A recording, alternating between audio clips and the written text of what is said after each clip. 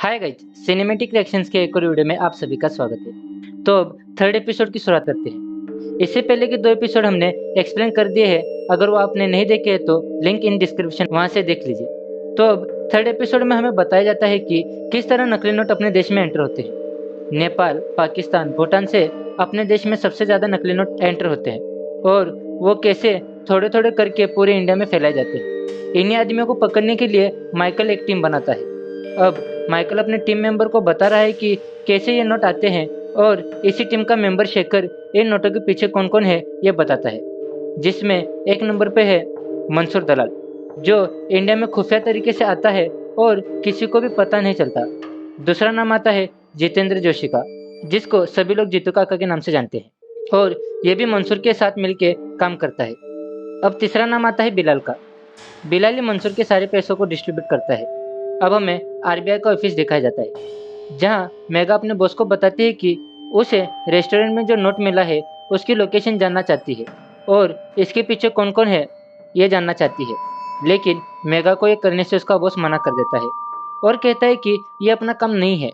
हमने अपना काम कर दिया है एनआईए वालों को इस नोट के बारे में बता के। वो लोग इस नोट के बारे में पता कर देंगे। अब एविडेंस रूम में हम माइकल को देखते हैं, जहाँ काठमांडू से मिले 2000 के ढेर सारे नोट है। यहाँ पर वो उन नोटों में से थोड़े नोट रख लेता है आगे की इन्वेस्टिगेशन के लिए। लेकिन यहाँ से निकलने के बाद वो एक स्मार्टफोन की दुकान पर रुकता है और वहाँ से वो 2 आईफोन ले लेता है और इसकी पेमेंट भी वो उन्हीं जाली नोटों से करता है। वो एक फ़ोन अपने दोस्त शेखर को देता है और कहता है कि अब तुम भी मेरे इस जुर्म में साथी बन गए हो, और दूसरा फ़ोन वो अपने बेटे वीएम के लिए रख लेता है। अब दूसरे सीन में हम फिरोज और सन्नी को एक क्लब में देखते हैं, जहाँ उनसे मिलने के लिए सूरत के एमएलए आए हैं। एमएलए सनी को कहता है कि उन्हें 20 करोड़ नकली नोट चाहिए और मेरा एक ही फंडा है कि मैं मेरी सारी डील्स फेस टू फेस करता हूँ। सनी इस डील को यस बोल देता है, लेकिन क्लब से बाहर आने पर उन्हें पता चलता है कि इन नोटों की डिलीवरी उन्हें ही सूरत जाके करनी पड़ेगी। इसमें एमएलए का कोई भी आदमी इन्वॉल्व नहीं होगा और उन्हें ये नोट 2 हफ्ते में बनाने थे। अब 2 हफ्ते में इतने सारे नोट बनाने बहुत मुश्किल था और इनके पास वो पेपर भी खत्म हो गए थे। अब इसके बाद हम माइकल को उसके बेटे की बर्थडे पार्टी में देखते हैं। यहाँ पर वो अपने बेटे वियम को आईफोन गिफ्ट करता है। आईफोन देख के वियम काफ़ी खुश हो जाता है। यहाँ पर हमें पता चलता है कि माइकल और उसकी बीवी रेखा की रिलेशनशिप में दरार है और बात तो डाइवोर्स तक पहुँच गई है। लेकिन वो अपने रिश्ते को जोड़े रखे है वियम के लिए। यहाँ पर माइकल को रेखा के बॉयफ्रेंड अर्जुन के बारे में भी पता चलता है। अब अगले सीन में मेगा अपने बॉस को कहती है कि मुझे क्राइम ब्रांच में काम करने का मौका मिला है, इसीलिए मुझे थोड़ी लीव चाहिए। मैं वहाँ काम खत्म करके जल्दी यहाँ पर वापस आ जाऊंगी। अब अगले सीन में हम फिरोज और चाचू को एक एजेंसी में देखते हैं, जो एक बुजुर्ग के नाम पर एक कंपनी निकालना चाहते हैं, जिसके जरिए वो नोट के लिए पेपर ले सकें। अब वो खुद की एक एजेंसी खोल लेते हैं, जहाँ काम करने के लिए उन्हें एक लड़की की जरूरत थी। इसीलिए वो ढेर सारी लड़कियों का इंटरव्यू लेते हैं, जिसमें से वो एक लड़की को सिलेक्ट कर लेते हैं जो 3 लैंग्वेज बोल सकती है। अब हम मेगा को माइकल के ऑफिस में देखते हैं, जो माइकल को कह रही है कि मैं आरबीआई में काम करती हूँ और मैं जाली नोट जल्दी से पकड़ सकती हूँ। साथ ही वो बताती है कि मैंने एक ऐसी चिप बनाई है जो जाली नोटों को पकड़ सकती है। यहाँ पर मेगा को एक नोट दिया जाता है और उसे बोला जाता है कि पता लगाओ कि ये नोट असली है या नकली। यहाँ पर मेगा अपने फ़ोन में एक ऐप खोलती है और वो नोट नकली है ये पता लगा लेती है। ये देखकर माइकल मेगा को जॉब पर रख लेता है। अब अगले सीन में हम अनिश और फिरोज को एक टेलीफोन डायरेक्टरी ऑफिस में देखते हैं, जो 50% ऑफ में बहुत सारी डायरेक्टरी खरीद लेते हैं। अब मेगा माइकल के पास आती है और उसे वो रेस्टोरेंट वाला नोट दिखाती है और कहती है कि मुझे इसका पता लगाना है। लेकिन माइकल कहता है कि यह कोई बड़ी बात नहीं है, फिलहाल हमें मंसूर पे फोकस करना है। मेगा के लाख कोशिश करने पर भी माइकल इस बात की परमिशन नहीं देता। इसीलिए मेगा माइकल का स्टैंप अपने नोटिस पर ले लेती है और एक पुलिस स्टेशन जाती है और उधर के पुलिस इंस्पेक्टर को मना लेती है। अब मेगा और पुलिस वाले धीरे धीरे करके रेस्टोरेंट के पास के 11 प्रिंटिंग फैक्ट्री की जांच लेना चालू कर देते हैं। जांच करते करते वो आखिरी में क्रांति पत्रिका के पास आते हैं, जो बाहर से बंद है, लेकिन अंदर चाचू, सनी और फिरोज बिना किसी टेंशन के नकली नोट छाप रहे हैं। लेकिन थोड़ी ही देर में चाचू को पता चल जाता है कि प्रेस के सामने कुछ पुलिस वाले आए हैं। ये बात वो सनी को बताते हैं। सनी, फिरोज और चाचू तीनों एक खिड़की से उनको देखते हैं। उन्हें लगता है कि प्रेस बंद देखकर वो कुछ ही देर में चले जाएंगे, लेकिन मेगा तो आज ठान कर आई थी। अब सनी मशीन भी बंद नहीं कर सकता। अगर उसने बंद की तो पूरे एक बंडल का नुकसान हो जाएगा। वो बंडल 15 मिनट में प्रिंट होने वाला था। अब चाचू को उन पुलिस वालों का कॉल आ जाता है। थोड़ा टाइम और मिलने के लिए चाचू उन पुलिस वालों से मिलने चले जाते हैं और कहते हैं कि आजकल मेरे घुटने में दर्द रहता है, इसी वजह से देर हो गई आने में। वहाँ पर पुलिस वाला उन्हें प्रेस खोलने के लिए कहता है, लेकिन चाचू कहते हैं कि मैं इस प्रेस का मालिक नहीं हूँ, इसके मालिक माधव है और उनकी अनुमति के बगैर मैं इस प्रेस को खोल नहीं सकता। लेकिन इस दौरान मेघा को अंदर मशीन की आवाज़ आती है। ये सुनने के बाद उन्हें अंदर जाना था, इसी वजह से चाचू धीरे-धीरे करके शटर को ऊपर करते हैं। अब पुलिस अंदर जाके छानबीन करते हैं। वहीं पर फिरोज और सन्नी अपने सारे नोटों को एक कमरे में छिपा देते हैं। लेकिन यहाँ पर मेघा कुछ पेपर कटिंग देखती है और एक बॉक्स में खराब नोट भी थे और मेघा धीरे-धीरे करके उस बॉक्स के पास आ भी जाती है। इसके पीछे ही हम सन्नी को देखते हैं जिसके हाथ में एक पाना था और वो मेघा को मारने ही वाला था। लेकिन तभी यहाँ पर मेघा के पास माइकल का कॉल आ जाता है। माइकल मेघा को कॉल पर बहुत डांटता है बिना परमिशन के उसका स्टैंप यूज करने के लिए। वहीं उस पुलिस वाले को भी उसके सीनियर का कॉल आ जाता है। इसी वजह से मेघा और पुलिस वाले तुरंत वहां से निकल जाते हैं। अब सनी और फिरोज बाल बाल बच गए थे। इसके बाद वो अपना बचा कुचा काम करना शुरू कर देते हैं। लेकिन थोड़ी देर बाद वहां पर सनी के नानू आ जाते हैं। उनके हाथ में ढेर सारा पैसा भी था और वो सनी को कहते हैं कि उन्हें पता नहीं है ये पैसा कहाँ से आया, शायद वो रखना भूल गए होंगे। लेकिन यहाँ पर सनी को लग रहा था कि हम पकड़े गए हैं। लेकिन चाचू यहाँ पर कहते हैं कि ऐसा पहले भी हुआ है।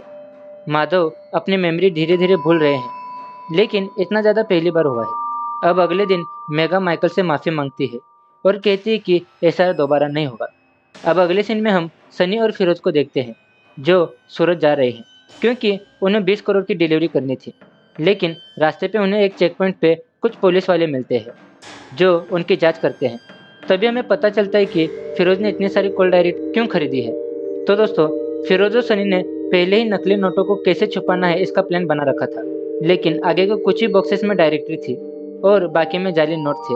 ये सनी को पता था, इसीलिए वो पीछे अपनी लात मारता है जिससे पुलिस वालों को शराब की बोतल्स मिलती है। अब पुलिस वालों को लगता है कि ये इन शराब की बोतलों को बिना परमिशन के सरहद पार लेके जा रहे हैं। इसी वजह से सनी पुलिस वालों से डील करता है और वो पुलिस वाले 30,000 रुपये में मान जाते हैं। अब सनी और फिरोज उन नोटों की डिलीवरी करके वापस लौटते हैं। उनके चेहरे पर उनकी खुशी हम साफ साफ देख सकते हैं। इसके बाद वो एक क्लब में पार्टी भी करते हैं। लेकिन जब वो वापस घर पर पहुंचते हैं तो उन्हें पता चलता है कि नानू को उनके काम के बारे में पता चल गया है और नानू सनी और फिरोज को घर से निकाल देते हैं। इसके साथ ही एपिसोड तीसरा यहाँ पर खत्म हो जाता है। अब चौथे एपिसोड की शुरुआत में हम देखते हैं कि वित्त मंत्रालय द्वारा एक ऐसी मशीन का लॉन्च किया गया है जो फट से जाली नोट पकड़ सकती है। यह मशीन मेघा ने बनाई थी और इसका नाम रखा जाता है धन रक्षक। अब अगले सीन में हम माइकल को अपनी पत्नी रेखा के घर पर देखते हैं जो व्योम को आज घुमाने लेके जाने वाला था। रेखा उसे कहती है कि तुम इसे 1 घंटे तक भी नहीं रख पाओगे। लेकिन माइकल कहता है कि मैं इसे ऐसा रखूंगा कि यह तुम्हारे पास नहीं रहना चाहेगा। जब माइकल व्योम को लेके जाता है तभी वो व्योम को कहता है कि आज मैं तुम्हें पाव भाजी खिलाऊंगा। तो व्योम कहता है कि मम्मी ने फास्ट फूड खाने से मना किया है। लेकिन माइकल उसे पाव भाजी खिला देता है। इसकी वजह से व्योम का पेट खराब हो जाता है और माइकल व्योम को फिर से रेखा के पास छोड़कर चला जाता है और कहता है कि तुम मम्मी से कुछ मत कहना। यहाँ सनी अपने पुरानी लाइफ में वापस चला जाता है और 15 मिनट में पोर्ट्रेट बनाता है और यहाँ पर हम उसे 6,000 की पेंटिंग 2,000 में बेचते हुए देखते हैं। यहाँ पर हम सनी और चाचू को बात करते हुए देखते हैं जहाँ पर सनी चाचू को कहता है कि हमने नानू के साथ किया गलत किया, लेकिन मैंने जो काम किया है इसके लिए मुझे जरा भी गिल्ट नहीं है। अब चाचू फैक्ट्री में जाते हैं तो देखते हैं कि नानू वहाँ पर नहीं है। वहाँ के लोगों से पूछताछ करने पर भी उनका पता नहीं चलता।